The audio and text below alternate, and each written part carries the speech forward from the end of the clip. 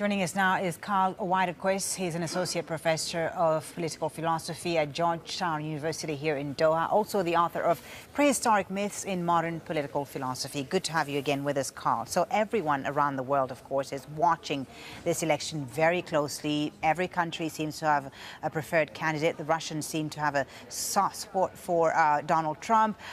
In places like France, they're terrified of a Trump presidency and would rather see Hillary Clinton in the White House. So I wonder, how does the international perception of the candidates feed into voters' choice? It's surprisingly little influence in the United States. The United States is, you should not forget, it's a very isolated nation. It only borders Canada and Mexico, and most of our border with Mexico is desert. And we're so large that it's very easy to never leave the United States and not know much about other countries, but also we're so powerful that you don't have to care. We export much more cultural stuff than we import, so we think probably less about our self-perception than most other countries, and which is, it might seem strange since we're such a dominant world power. Indeed. And our perception, how we're perceived, is actually very important to what we to our interactions with all these countries. Yeah, and what's interesting to note is that there is not one candidate that seems to have support internationally. I mean, each country seems to have their preferred candidates. Like I said, the Russians want Donald Trump to be in the White House, which, countries that are part of NATO are not necessarily keen of, not interested in wanting to see Donald Trump in the White House.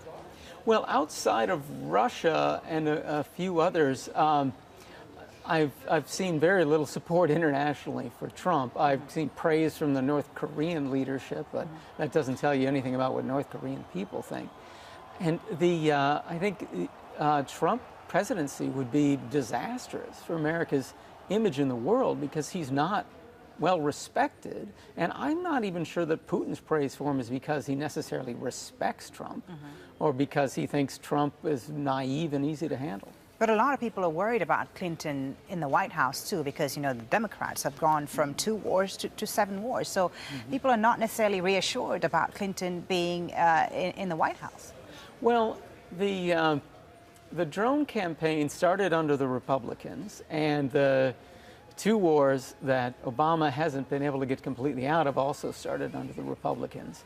The Democrats are certainly not more hawkish than the Republicans. I think the drone program is horrible. It is not helping the United States in any way, and it's arguably a war crime for other countries.